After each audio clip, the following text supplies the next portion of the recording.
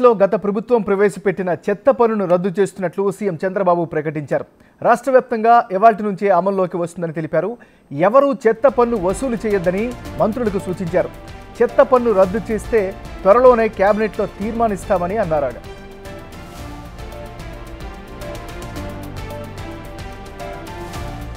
గడిచిన ప్రభుత్వం పేర్చిన చెత్త ప్రభుత్వం 85 లక్షల మెట్రిక్ టన్నులు ఇంకా మిగిలింది. మీకు కోపం రాలా? ఇంకా వాళ్ళు సిగ్గు లేకుండా రోడ్డు మీద మాట్లాడుతూ ఉంటారు. అందుకే ఆ రోజు చెప్పా, ఎన్నికల కంటే ముందు చెత్త ప్రభుత్వం అని. చెత్త మీద పన్నేశారు కానీ చెత్త మాత్రం తొలగించలేదు.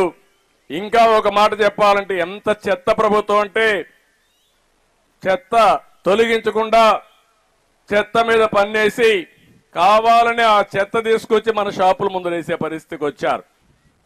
అందుకే నేను ఒక మాట చెప్పాను, చెత్త మీద ప్రభుత్వం వేయడం కరెక్ట్ కాదు. అందుకే ఈరోజు అనౌన్స్ చేస్తున్నా, ఎక్కడ కూడా చెత్త మీద పన్నేయడానికి వీలు లేదు, రద్దు చేస్తున్నాం. ఈ రోజు నుంచి ఎక్కడ కలెక్ట్ చేయొద్దని మా మంత్రులకు వాళ్ళకి ఆదేశాలు ఇస్తున్నాను.